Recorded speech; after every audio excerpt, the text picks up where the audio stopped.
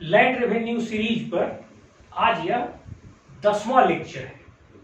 आज के इस लेक्चर में हम लोग CNT एक्ट सेक्शन 46 का बाकी का आधा भाग डिस्कस करेंगे।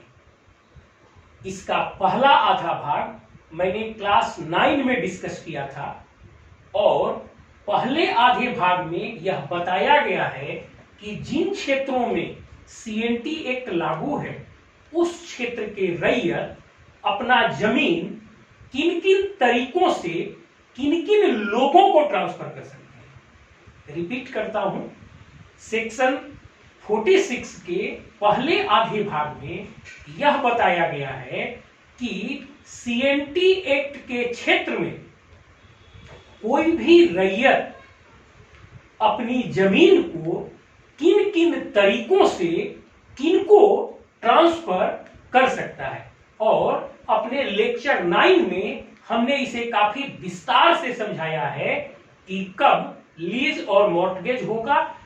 अब उसके बाद हमने समझाया एक आदिवासी रैयत अपने जमीन को कैसे और किसको ट्रांसफर करेगा। इसी तरीके से हमने SC, OBC और जनरल रैयत अपनी जमीन को कैसे और किसको ट्रांसफर करेगा, ये पूरी बात हमने उसमें समझाया है। आज के इस लेक्चर में मतलब CNT एक्ट सेक्शन 46 के बाकी के आधे भाग में यह बताया गया है कि यदि कोई भी आदिवासी की जमीन नियम के विरुद्ध किसी व्यक्ति को ट्रांसफर हो गई हो या किसी संस्था को ट्रांसफर हो गई हो, तब आप आदिवासी की उस जमीन को कैसे वापस कीजिएगा और इसमें DC की अर्थात उपायुक्त की क्या शक्तियां होती हैं, इसके बारे में हम आज विस्तार से डिस्कस करेंगे।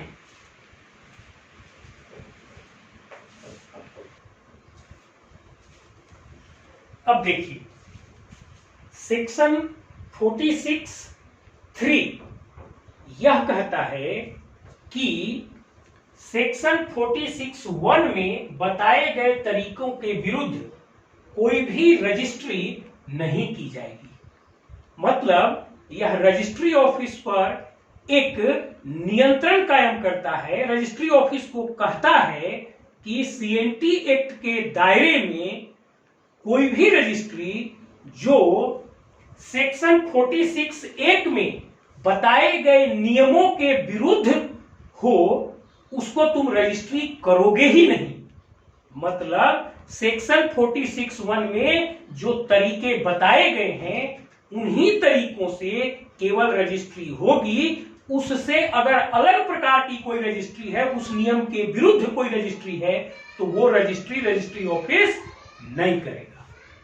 अब उसी सेक्शन में आगे कहता है कि और यदि उक्त नियम के विरुद्ध कोई भी जमीन का ट्रांसफर हुआ है, मान लीजिए कि गलती से या जानबूझ के या जैसे भी उक्त नियम के विरुद्ध किसी जमीन का ट्रांसफर हो गया CNT एक्ट के क्षेत्र में, तब उस परिस्थिति में कोई भी कोर्ट, चाहे वो सिविल अधिकारिता में काम कर रही हो, चाहे वो रेवेन्यू अधिकारिता में काम कर रही हो, चाहे वह क्रिमिनल अधिकारिता में काम कर रही हो, उस जमीन की ट्रांसफर को मान्यता नहीं देगा।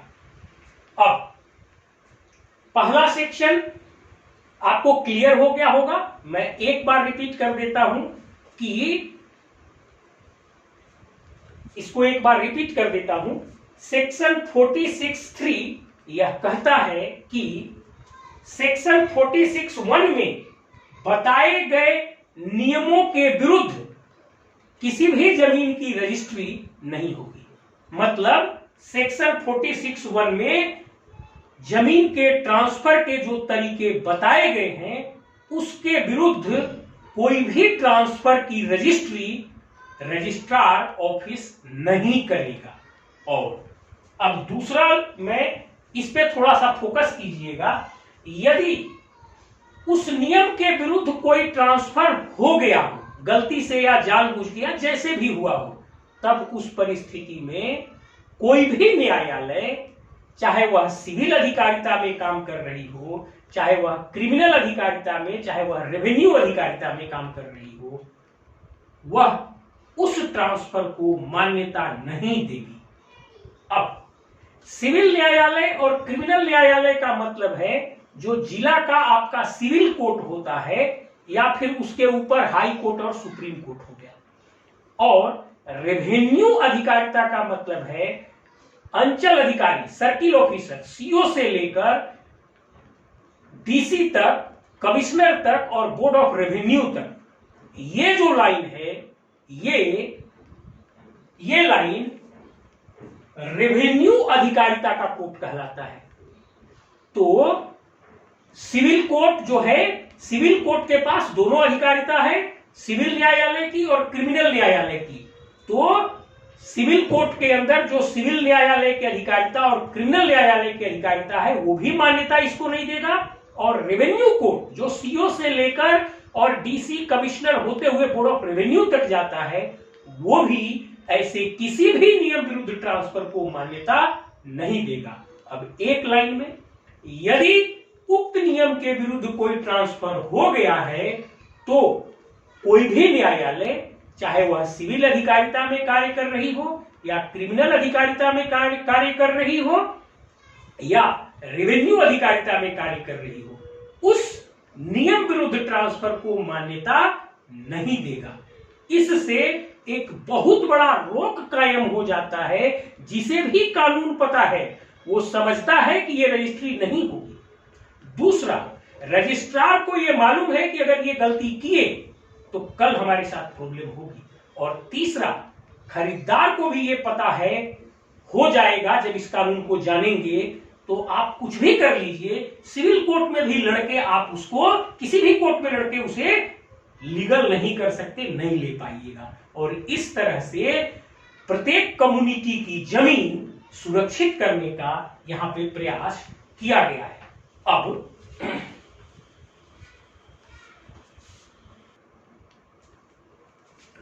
अब देखिए, जो सेक्शन 46(3)A है, ये अगला प्रोटेक्शन देता है। ये कहता है कि जमीन से संबंधित कोई भी सिविल मुकदमा, मतलब जमीन से संबंधित सिविल नेचर का केस, क्रिमिनल नेचर का केस नहीं, सिविल नेचर का केस में यदि एक पक्ष कोई एसटी अर्थात आदिवासी समुदाय का व्यक्ति हो और दूसरा पक्ष नॉन एसटी अर्थात गैर आदिवासी समुदाय का व्यक्ति हो, मतलब दूसरा पक्ष जनरल एससी या ओबीसी हो, दूसरा पक्ष एसटी नहीं हो, तब उस सभी मुकदमा में डीसी आवश्यक रूप से पार्टी रहेंगे। अब देखिए, एक बार फिर रिपीट करता हूं, फिर एक्सप्लेन करता हूं। जमीन से संबंधित कोई भी सिविल मुकदमा जिसमें एक पक्ष एसटी अर्थात आदिवासी हो और दूसरा पक्ष नॉन एसटी अर्थात गैर आदिवासी हो, मतलब दूसरा पक्ष जनरल एससी या ओबीसी हो, तो ऐसे सभी सिविल मुकदमे में डीसी आवश्यक रूप से पार्टी रहेंगे। ऐसा इसलिए किया गया है कि सीएनटी एक्ट के दायरे में आदिवासी की जमीन का ट्रांसफर बिना डीसी के परमिशन के नहीं हो सकता, और यदि बिना डीसी के परमिशन के कोई जमीन का ट्रांसफर हुआ है गलत तरीके से, तो कहीं ना कहीं वह डीसी के अधिकार क्षेत्र का ही मामला है, क्योंकि रजिस्ट्री में ही डीसी के नियंत्रण में होता है और सीओ का ऑफिस जहां जमीन की दाखिल खारिज होती है वो भी डीसी के नियंत्रण में होता है, क्योंकि डीसी जो है वो जिला प्रशासन का किंग पिन है या सर्वे सर्वा है, और जिला के सभी कार्यालय उसी के नियंत्रण में कार्य करते हैं। और जमीन का ट्रांसफर पहले रजिस्ट्री से होगा और बाद में दाखिल खारिज से होगा, और रजिस्ट्री होता है रजिस्ट्री ऑफिस में और दाखिल खारिज होता है सीओ के ऑफिस में, और ये दोनों ही ऑफिस डीसी के कंट्रोल में है।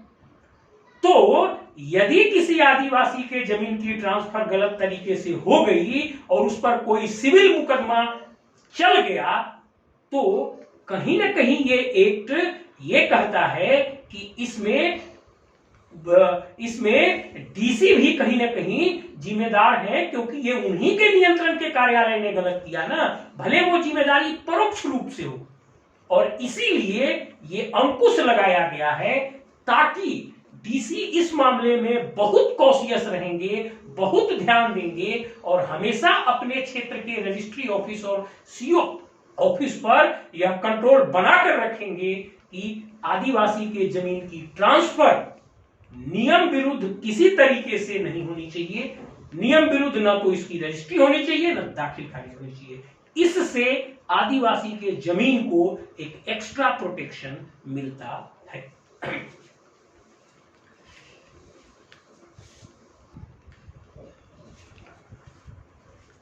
अब देखिए, किसी भी रैयत के द्वारा, मतलब सीएनटी एक्ट के दायरे में किसी भी रैयत के द्वारा सेक्शन 46(1)(a) के तहत लीज या मॉर्टगेज करके अपने जमीन को किसी को उपयोग के लिए दिया गया हो और ये अधिकतम 5 साल के लिए दिया जा सकता है, तो उपभोग के लिए जितने समय के लिए वो जमीन दी गई हो, समय की समाप्ति के बाद यदि वह व्यक्ति या संस्था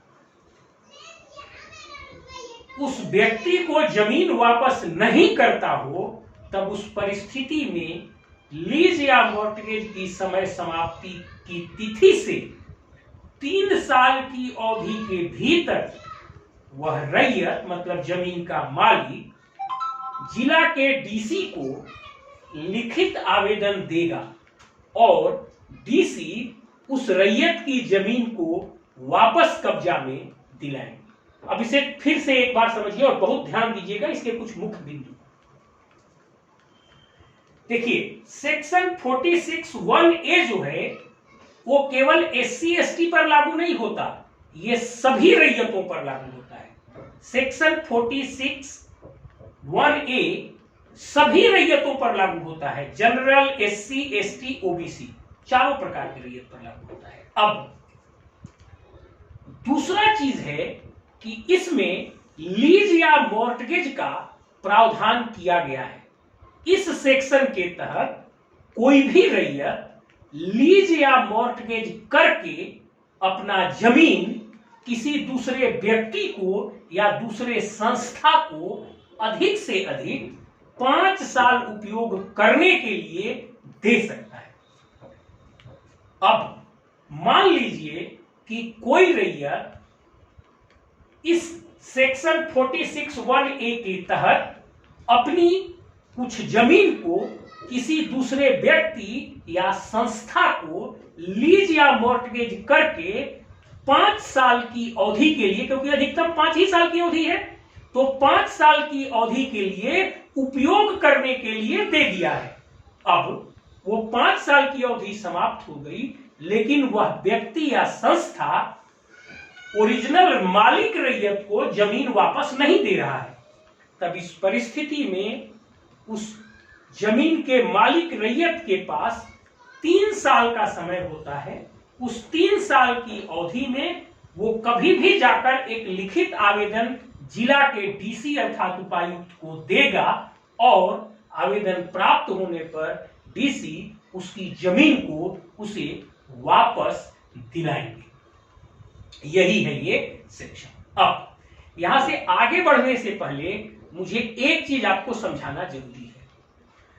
जमीन का ट्रांसफर और जमीन में अधिकार का ट्रांसफर, ये दोनों दो बातें हैं। जमीन के ट्रांसफर का मतलब होता है जमीन सदा के लिए दूसरे को दे दी गई और अब जमीन के पहले वाले मालिक के पास उस जमीन के ऊपर कोई अधिकार नहीं बचा। और ऐसा बिक्री, बदलैन, गिफ्ट या विल के माध्यम से होता है।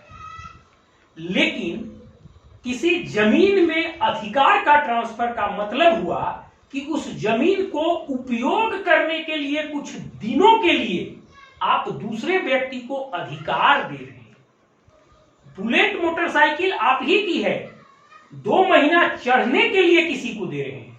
उसी तरह से जमीन में अधिकार के ट्रांसफर का मतलब होता है जमीन का टाइटल या मालिकाना हक, जमीन का टाइटल या मालिकाना हक उसी ओरिजिनल मालिक रैयत के पास होता है, लेकिन जमीन के उपयोग का अधिकार कुछ समय के लिए दूसरे को ट्रांसफर हो जाता है। इसलिए जब आप सीएनटी एक्ट को पढ़िएगा तो उसमें कहीं पर लिखा हुआ मिलेगा जमीन का ट्रांसफर और कहीं पर लिखा रहेगा जमीन में अधिकार का ट्रांसफर। तो इन दोनों बातों को अंतर कीजिएगा और लीज और मॉर्टगेज के माध्यम से जमीन में अधिकार का ट्रांसफर होता है। मतलब लीज या मॉर्टगेज के माध्यम से जमीन अधिकतम 5 साल की अवधि के लिए किसी दूसरे व्यक्ति या संस्था को उपयोग करने के लिए दिया जाता है, उपयोग का अधिकार उसको दिया जाता है। और उस अवधि की समाप्ति पर यदि वह जमीन ओरिजिनल मालिक रैयत को वापस नहीं कर रहा हो तो ओरिजिनल मालिक रैयत जिला के डीसी या उपायुक्त के पास जाएंगे, जाकर अपना एक आवेदन देंगे और उस आवेदन पर जिला के उपायुक्त उन्हें उनकी जमीन की कब्जा वापस दिलाएंगे।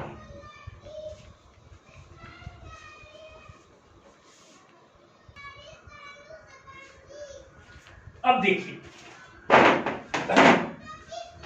सेक्शन 46 4AA, आप ये सब सेक्शन भी नोट करते जाइएगा, बीच में वीडियो को रोक रोक के इसका स्क्रीनशॉट लीजिएगा, इससे आपको काफी आसानी होगी बाद में रिवाइज करने में। देखिए सेक्शन 46 4AA ये विशेष रूप से आदिवासी की जमीन को सुरक्षा प्रदान करता है। ये कहता है किसी एसटी रैयत से जमीन का ट्रांसफर रद्द करने के लिए आवेदन प्राप्त होने पर या अपने आप जानकारी मिलने पर, और आवेदन जो ये मिलना चाहिए वो 12 साल की अवधि के भीतर मिलना चाहिए। मतलब जमीन के ट्रांसफर होने की तिथि से 12 साल की अवधि के भीतर ऐसा आवेदन आना चाहिए। तब डीसी कोई भी आदेश पारित करने से पहले दोनों पक्ष को सुनवाई का प्रॉपर मौका देंगे। ये एक्ट एक बहुत अच्छा बैलेंस है व्यक्ति के न्यायिक अधिकार का और एसटी रैयत के जमीन के प्रोटेक्शन का। एक बहुत ही बैलेंस्ड तरीका है। मतलब एसटी लैंड की प्रोटेक्शन होनी चाहिए, लेकिन किसी दूसरे व्यक्ति के न्याय के अधिकार का हनन किए बिना, मतलब ये एसटी व्यक्ति के जमीन का अधिकार और किसी दूसरे व्यक्ति के न्याय के अधिकार में बहुत अच्छा एक संतुलन का ये उदाहरण है।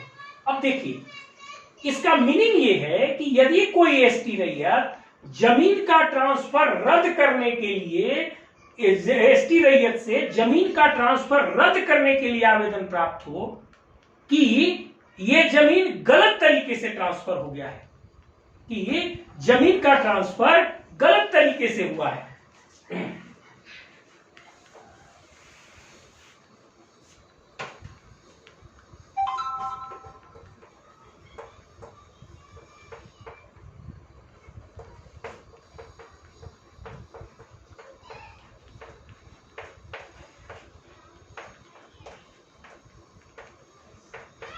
अब देखिए किसी एसटी रैयत से जमीन का ट्रांसफर रद्द करने के लिए आवेदन प्राप्त होने पर कि वह ट्रांसफर नियम के विरुद्ध हुआ है।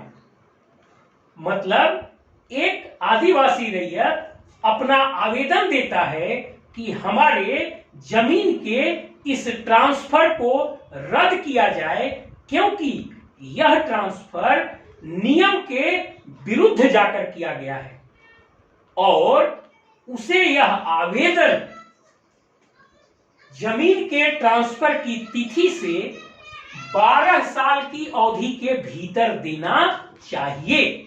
मतलब आपको 12 साल तक का समय कानून यहां पर दे रही है।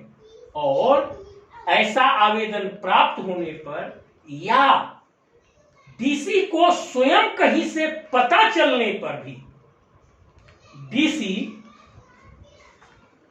कोई भी आदेश पारित करने से पहले, मतलब डीसी कोई भी निर्णय लेने से पहले कि वो उस जमीन के ट्रांसफर को सही ठहराए या रद्द करे, ऐसा निर्णय लेने से पहले वह दोनों पक्ष को सुनवाई का पर्याप्त अवसर देगा।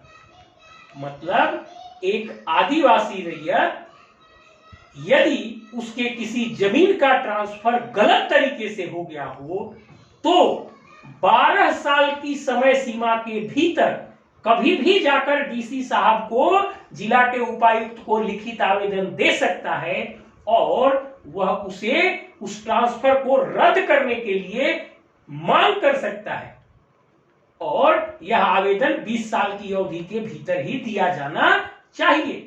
ऐसा आवेदन प्राप्त होने पर या स्वयं कहीं से पता चलने पर डीसी साहब कोई भी निर्णय लेने के पहले या उसको रेगुलराइज करने या रद्द करने के पहले दोनों पक्ष को सुनवाई का पर्याप्त अवसर देंगे और इससे आदिवासी के जमीन की सुरक्षा भी होगी और दूसरे व्यक्ति का न्याय भी सुरक्षित रहेगा।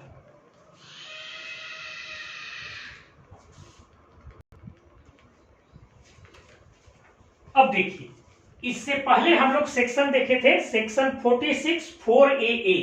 उसमें यह कहा गया था कि कोई भी आदिवासी रैयत जमीन के ट्रांसफर होने की तिथि से 12 साल के अंदर यह कहकर आवेदन डीसी को दे सकता है कि वह ट्रांसफर गलत तरीके से हुआ था और उसको रद्द कर दिया जाए।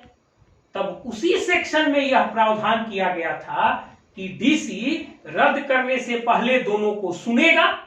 अब जब डीसी दोनों पक्ष की सुनवाई करेगा और अपने स्तर से जांच कराएगा, तब अब सेक्शन 46 4AB यह कहता है कि यदि जांच में यह पता चलता है कि एसटी की जमीन का ट्रांसफर नियम के विरुद्ध नहीं हुआ है, नियम के विरुद्ध नहीं हुआ है, तो सबसे पहले डीसी उस आवेदन को रद्द कर देगा। आवेदन को रद्द कर देगा, ट्रांसफर को रद्द नहीं करेगा, क्योंकि वो नियम विरुद्ध नहीं हुआ है।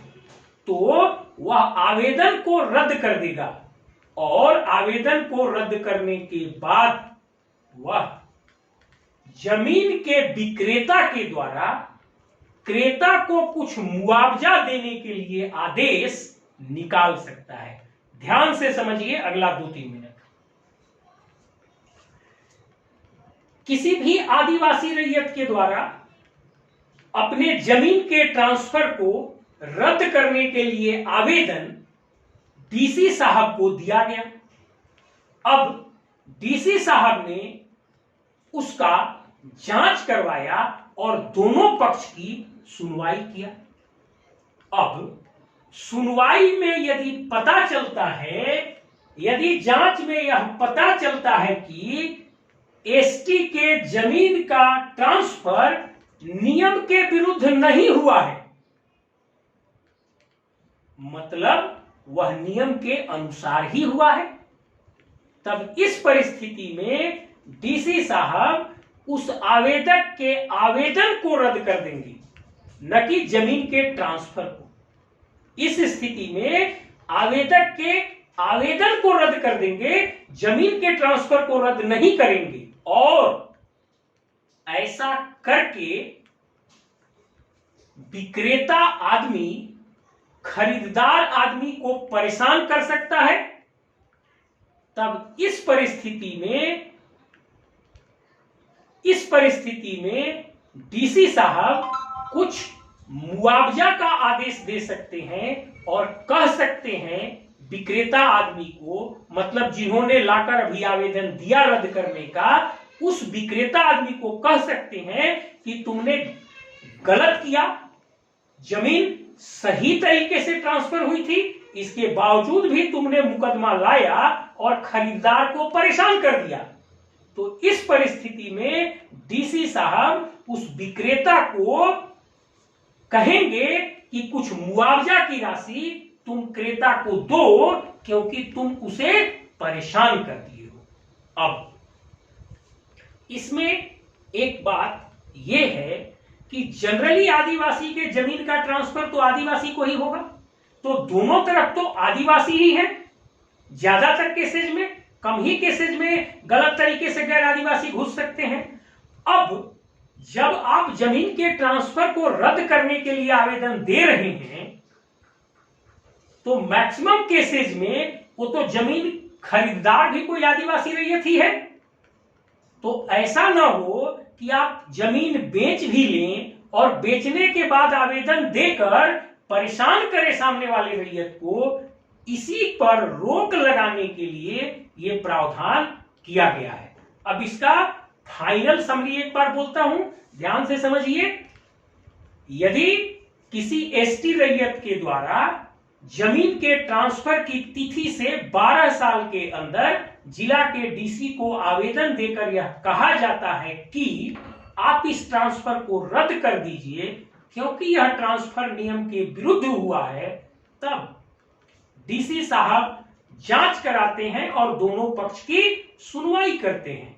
अब यदि जांच और सुनवाई में यह पता चलता है कि एसटी के उस जमीन का ट्रांसफर नियम के विरुद्ध नहीं हुआ है, मतलब उस एसटी लैंड का ट्रांसफर नियम के विरुद्ध नहीं हुआ है, अर्थात वह नियम के अनुसार ही हुआ है, तब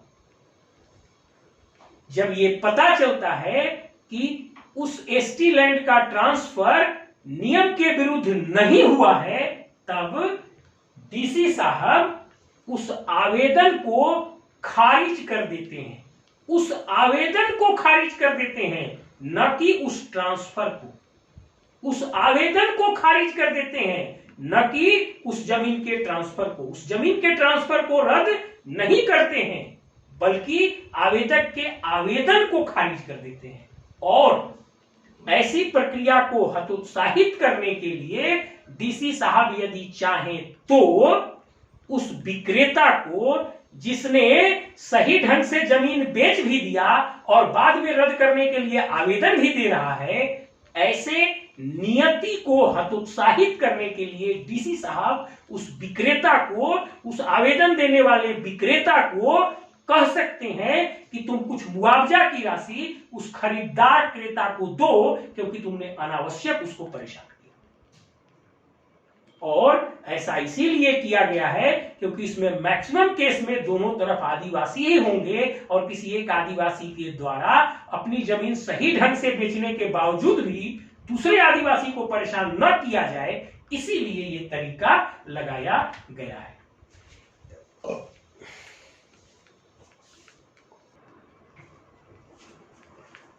अब देखिए, यदि जांच में और सुनवाई के दौरान यह पता चलता है कि उस एसटी लैंड का ट्रांसफर नियम के विरुद्ध हुआ है, तब डीसी उस ट्रांसफर को रद्द कर देगा और उस एसटी रैयत को उस जमीन पर कब्जा दिला देगा।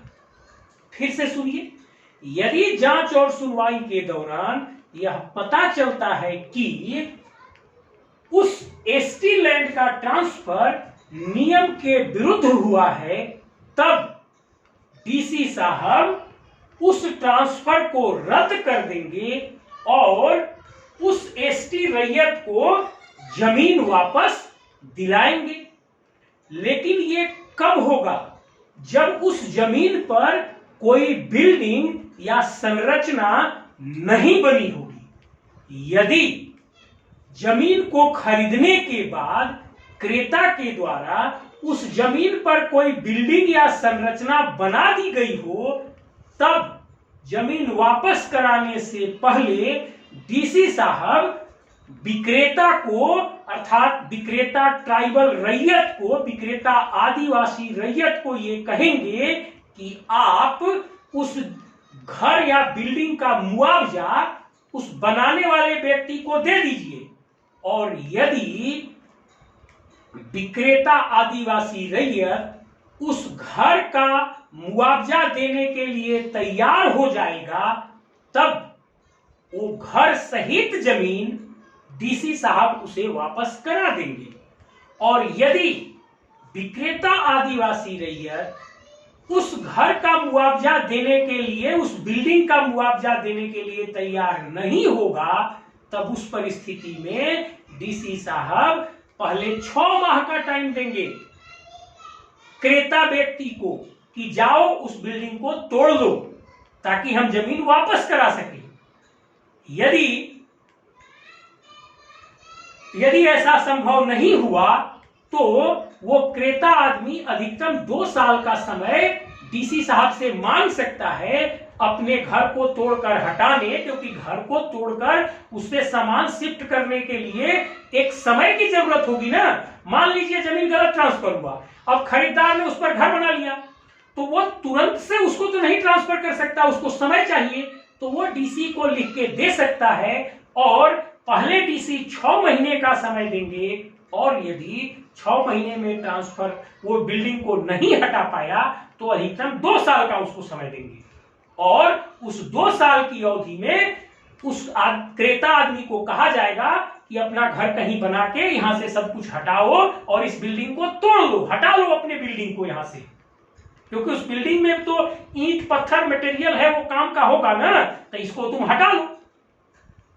और यदि 2 साल की अवधि में भी खरीदार आदमी अपना बिल्डिंग तोड़ के नहीं हटाता है, तब डीसी साहब स्वयं से, मतलब प्रशासन के माध्यम से उस बिल्डिंग को तोड़वा देंगे और जमीन उस विक्रेता आदिवासी रैयत को वापस करा देंगे। मेरे ख्याल में क्लियर हो गया होगा, लेकिन ये चूंकि बहुत ही क्रक्स पोर्शन है इस सेक्शन 46 का, इसलिए मैं इसे एक बार और रिपीट करता हूं, बहुत ध्यान से सुनिएगा। यदि जांच और सुनवाई के दौरान यह पता चलता है कि उस एसटी लैंड का ट्रांसफर नियम के विरुद्ध हुआ है, तो डीसी साहब उस ट्रांसफर को रद्द कर देंगे और उस आदिवासी रैयत को उसकी जमीन वापस दिलाएंगे।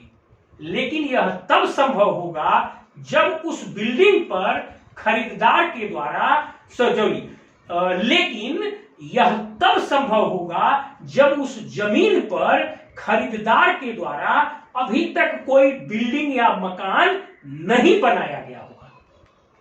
यदि उस जमीन पर खरीदार ने कोई बिल्डिंग या मकान बना लिया होगा, तब डीसी साहब विक्रेता आदिवासी रैयत को ये कहेंगे कि आप उस बिल्डिंग का मुआवजा खरीदार आदमी को दे दीजिए। और यदि विक्रेता आदिवासी रैयत उस बिल्डिंग का मुआवजा देने के लिए तैयार हो जाएगा, तब डीसी साहब उस घर सहित, मतलब उस बिल्डिंग के सहित उसकी जमीन को उस आदिवासी रैयत को वापस दिलाएंगे। और यदि विक्रेता यदि विक्रेता आदिवासी रैयत उस बिल्डिंग का मुआवजा देने के लिए तैयार हो जाएगा, तब डीसी साहब उस बिल्डिंग के साथ, उस बिल्डिंग के सहित उसकी जमीन को उस आदिवासी रैयत को वापस दिलाएंगे। और यदि वह आदिवासी विक्रेता रैयत बिल्डिंग का मुआवजा देने के लिए तैयार नहीं होता है, तब डीसी साहब उस खरीदार को कहेंगे कि 6 माह के अंदर इस बिल्डिंग को हटा लीजिए। मतलब आपका जो घर है, सामान है, बिल्डिंग मटेरियल है, इसको 6 माह में आप हटा लीजिए। अधिक से अधिक उसे 2 साल का समय दिया जा सकता है उस बिल्डिंग को हटाने के लिए, क्योंकि वो घर बार है तो कहीं व्यवस्था करके ही हटाया जाएगा। तो अधिक से अधिक 2 साल का समय उस व्यक्ति को दिया जा सकता है अपनी बिल्डिंग और घर को वहां से हटाने के लिए। यदि 2 साल की अवधि में भी वह व्यक्ति अपनी बिल्डिंग को आदिवासी की जमीन पर से नहीं हटा पाता है, तब डीसी साहब प्रशासन के तंत्र के माध्यम से उस बिल्डिंग को ध्वस्त करा देंगे और उस आदिवासी जमीन को ओरिजिनल आदिवासी मालिक को लौटवा देंगे। अर्थात उस आदिवासी जमीन का कब्जा, मतलब उस आदिवासी जमीन को उस मूल आदिवासी रैयत को लौटा देंगे, मतलब उस ओरिजिनल मालिक आदिवासी रैयत को लौटा देंगे, या उस आदिवासी जमीन का कब्जा उस ओरिजिनल मालिक आदिवासी रैयत को दिलवा देंगे। मतलब वो जमीन उस ओरिजिनल आदिवासी रैयत को लौटवा देंगे और उस पर कब्जा उसको दिलवा देंगे। यही जो है पूरा इसका प्रक्रिया है। इसको ध्यान से 2-3 बार रिपीट करके वीडियो को आप सुनिएगा तो बहुत स्पष्ट हो जाएगा। यदि उस पर घर नहीं बना है, यदि यदि आदिवासी लैंड का ट्रांसफर गलत तरीके से हुआ है और अभी तक उस जमीन पर कोई बिल्डिंग नहीं बना हुआ है, तो डीसी साहब उस ट्रांसफर को रद्द कर देंगे और वो जमीन वापस आदिवासी रैयत को दिला देंगे। यदि उस जमीन पर बिल्डिंग बन गई हो तो पहले विक्रेता आदिवासी रैयत को कहेंगे कि उस बिल्डिंग का मुआवजा आप दे दीजिए खरीदार को, और घर सहित उस जमीन को वापस आदिवासी रैयत को दिलाएंगे डीसी साहब। यदि विक्रेता आदिवासी रैयत घर का मुआवजा देने के लिए तैयार नहीं हो या सक्षम नहीं हो, तब उस परिस्थिति में अधिकतम 2 साल की अवधि दिया जाएगा खरीदार को कि घर तोड़ के हटा लीजिए। अगर वो नहीं हटा पाएगा तब 2 साल की अवधि समाप्त होने पर डीसी साहब उस घर को प्रशासन के तंत्र से तोड़वा देंगे और तोड़वाकर उस आदिवासी जमीन को ओरिजिनल आदिवासी मालिक को लौटवा देंगे। यही जो है पूरा ये प्रक्रिया है। इसका आप स्क्रीनशॉट ले सकते हैं और वीडियो को बार बार भी रिपीट करके देख सकते हैं।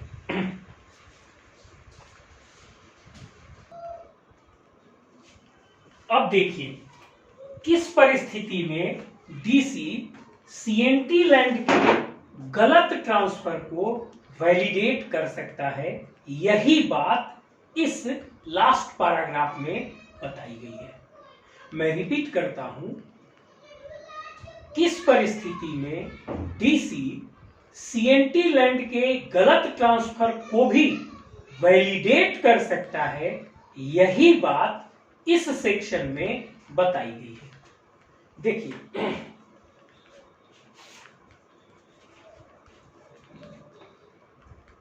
यदि जांच और सुनवाई के दौरान ये पता चलता है कि जमीन का ट्रांसफर नियम विरुद्ध हुआ है, लेकिन उस जमीन पर खरीदार के द्वारा सीएनटी अमेंडमेंट एक्ट 1969 के लागू होने से पहले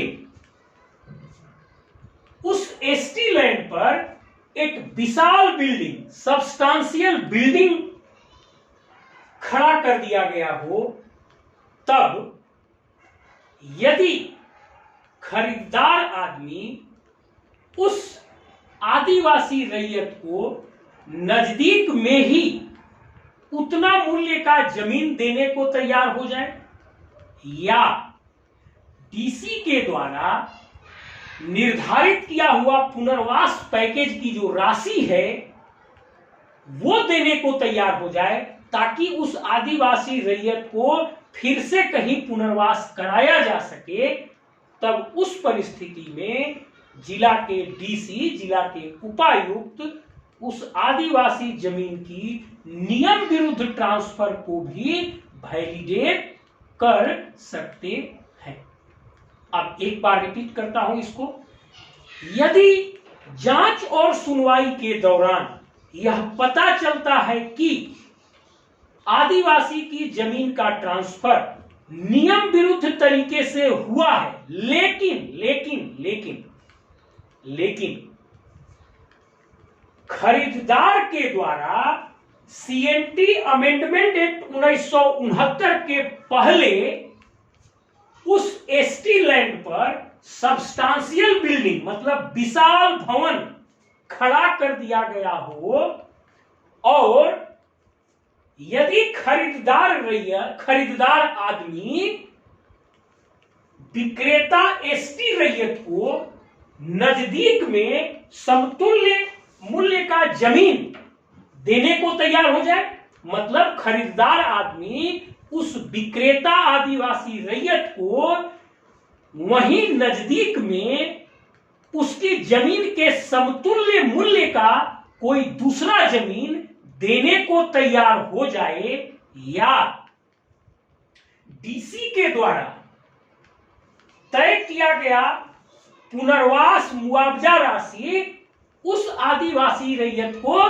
देने के लिए तैयार हो जाए, मतलब डीसी के द्वारा निर्धारित किया हुआ पुनर्वास पैकेज की राशि उस आदिवासी विक्रेता रैयत को देने के लिए तैयार हो जाए, तब नियम विरुद्ध ट्रांसफर होने के बावजूद भी, तब उस एसटी लैंड का नियम विरुद्ध ट्रांसफर होने के बावजूद भी जिला के डीसी अर्थात उपायुक्त उस नियम विरुद्ध ट्रांसफर किए गए जमीन को भी वैलिडेट कर देंगे, मतलब डीसी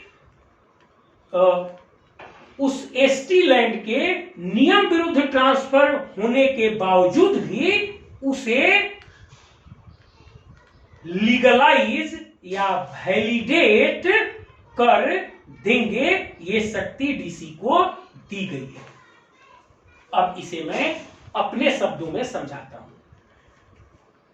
मान लीजिए कि खरीदार रैयत के द्वारा सीएनटी अमेंडमेंट एक्ट 1969 के पहले उस खरीदी गई आदिवासी के जमीन पर बड़ा सा विशाल बिल्डिंग खड़ा कर दिया जाता है,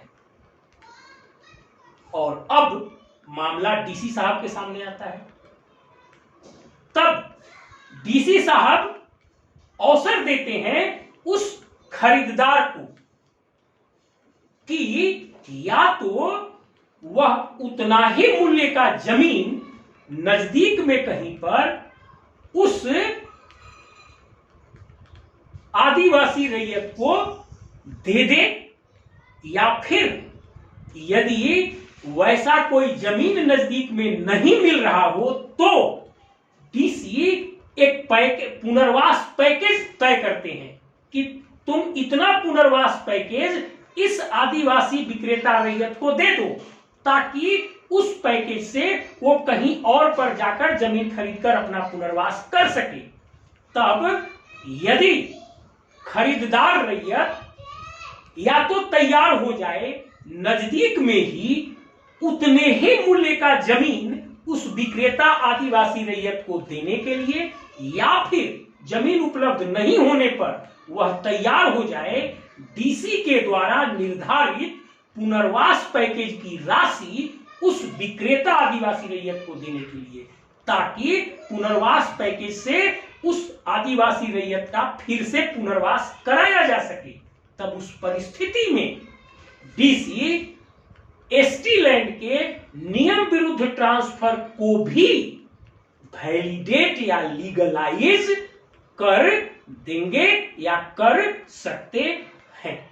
मतलब यहां भी एसटी लैंड के लीगलाइजेशन का एक बहुत ही पतला सा प्रावधान किया गया है, ताकि यदि उस जमीन पर 1969 के पहले खरीदार कोई विशाल बिल्डिंग खड़ा कर दिया हो तो उस परिस्थिति में उसे लीगलाइज किया जा सके। लेकिन यहां भी जो लीगलाइजेशन है जिसमें कि उस जमीन पर 1969 से पहले विशाल भवन खड़ा किया गया हो, उस केस में भी लीगलाइज करने से पहले डीसी ये सुनिश्चित करते हैं कि उस विक्रेता आदिवासी रैयत को नजदीक में उतने ही मूल्य का कोई जमीन मिल जाए या पर्याप्त पुनर्वास राशि मिल जाए ताकि उसकी पुनर्वास कराई जा सके। मतलब यहां भी पर्याप्त प्रोटेक्शन एक आदिवासी रैयत को दी गई है ताकि या तो उसे नजदीक में उतने ही मूल्य की जमीन मिल जाए या फिर पर्याप्त मात्रा में पुनर्वास पैकेज मिले ताकि उसका पुनर्वास कराया जा सके। और यहाँ डीसी उसका पुनर्वास इंश्योर करते हुए इसको लीगलाइज जो है वो कर सकते हैं या करते हैं। अब थोड़ा सा बचा हुआ है इस सेक्शन में कि इतना सब कुछ हम लोग पढ़ने के बाद इसमें एक चीज हमको समझाना और है कि आप किसको जो है सो एसटी रैयत, किसको एससी, किसको ओबीसी, किसको जनरल रैयत कहेंगे, ये चीजें जो है सो इसी सेक्शन में लास्ट में बताया गया है कि आप किसको जो है किस तरह से परिभाषित करेंगे। और एक चीज और कि ये कहां कहां और कितना लागू होगा, ये दो चीजें हम लोगों को इसमें और देखना होगा।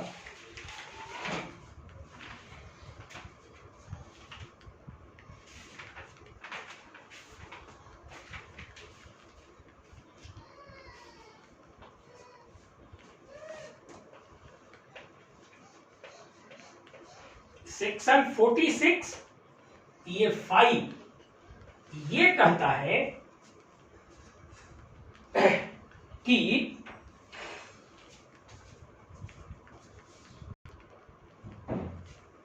अब देखिए इस वीडियो के हम लास्ट पोर्शन में हैं।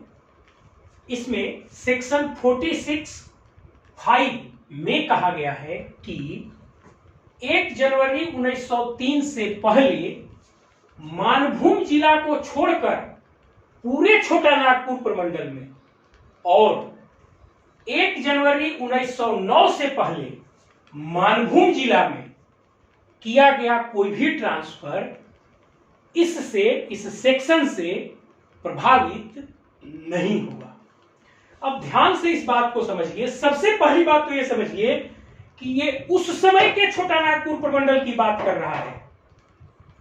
तो आज उस छोटा नागपुर प्रमंडल में उत्तरी छोटा नागपुर, दक्षिणी छोटा नागपुर तथा पलामू ये 3 प्रमंडल शामिल है। मैं रिपीट करता हूं, ये उस समय के छोटा नागपुर प्रमंडल की बात कर रहा है। तो आज के लिए वह छोटा नागपुर प्रमंडल 3 प्रमंडलों के बराबर है। आज के लिए वह छोटा नागपुर प्रमंडल उत्तरी छोटा नागपुर, दक्षिणी छोटा नागपुर और पलामू प्रमंडल के बराबर है। तब अब जब हम यहां पे छोटा नागपुर प्रमंडल की बात कर रहे हैं तो आप अपने दिमाग में उत्तरी छोटा नागपुर, दक्षिणी छोटा नागपुर और पलामू प्रमंडल इन तीनों को रखिएगा। अब पढ़िए इसको।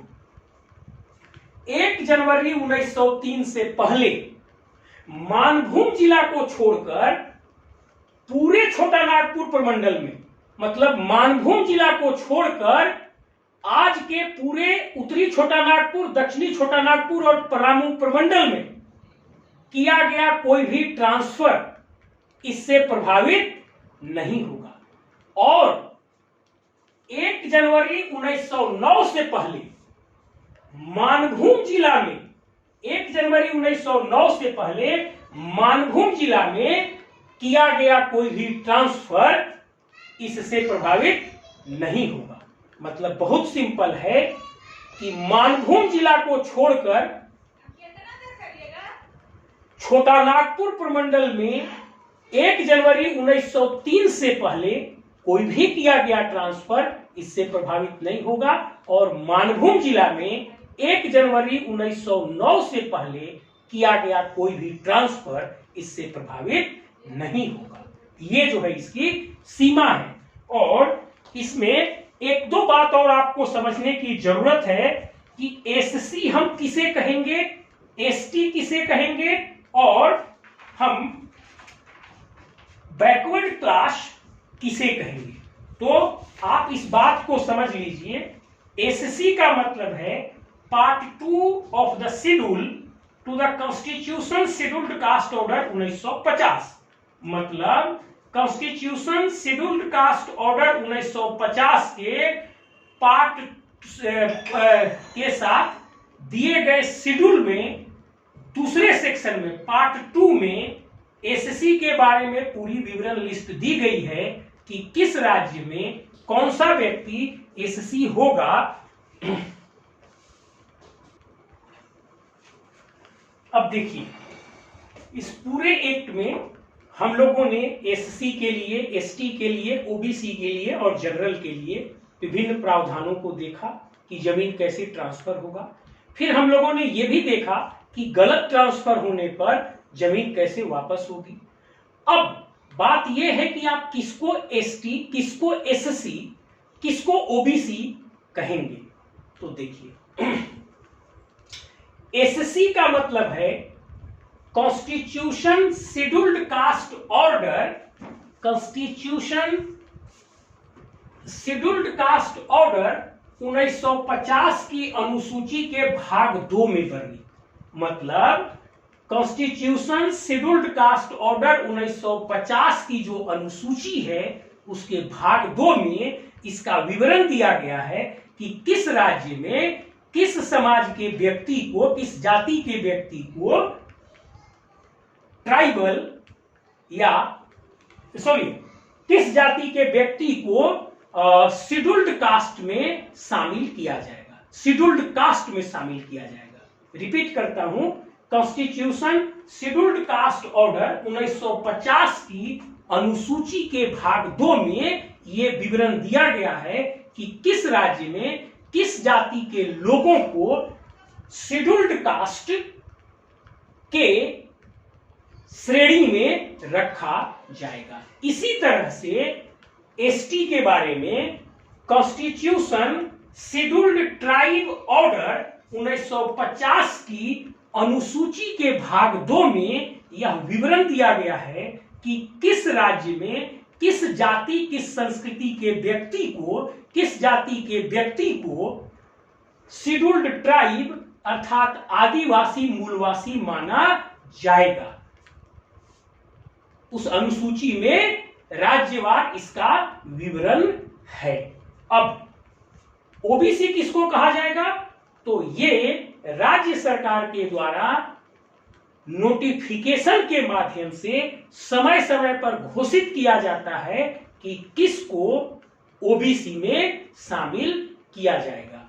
अब बात आ गई जनरल किसे कहेंगे, सामान्य वर्ग किसे कहेंगे। तो जो व्यक्ति न तो एससी कैटेगरी में आता हो, न एसटी में आता हो, न ओबीसी में आता हो, वो जनरल या सामान्य वर्ग कहलाता है। इस प्रकार की परिभाषा को डेफिनिशन थ्रू एक्सक्लूजन कहा जाता है। इस प्रकार की परिभाषा को डेफिनिशन थ्रू एक्सक्लूजन कहा जाता है। मतलब जो व्यक्ति किसी राज्य में न तो एससी कैटेगरी में आता हो, न एसटी कैटेगरी में आता हो, न ओबीसी कैटेगरी में आता हो, तब वह व्यक्ति उस राज्य में जनरल की कैटेगरी में, सामान्य की कैटेगरी में माना जाएगा। अब आप इन बातों को ध्यान में रखकर इस वीडियो को जब देखेंगे और सीएनटी एक्ट को पढ़ेंगे तो आपको बहुत सारी चीजें क्लियर हो जाएंगी। अब मेरा विश्वास है कि सीएनटी एरिया में जमीन के ट्रांसफर के संबंध में सभी चीजें आप लोगों को लगभग काफी स्पष्ट हो गई होंगी। और अब अगर आपको ये वीडियो हमारी अच्छी लगे तो मेरे प्रयास को प्रोत्साहित करने के लिए आप इसे लाइक जरूर करिएगा, ताकि ये YouTube के एल्गोरिदम में ऊपर जाएगा और ये अधिक से अधिक लोगों तक ये वीडियो पहुंचेगी और अधिक से अधिक लोग इसकी जानकारी प्राप्त करेंगे और इससे मुझे भी प्रोत्साहन प्राप्त होगा और दूसरे को इसको शेयर करिएगा। Thank you once again, thank you so much. इसे लाइक कीजिएगा और लोगों को शेयर करिएगा, मुझे प्रोत्साहित कीजिएगा। Thank you.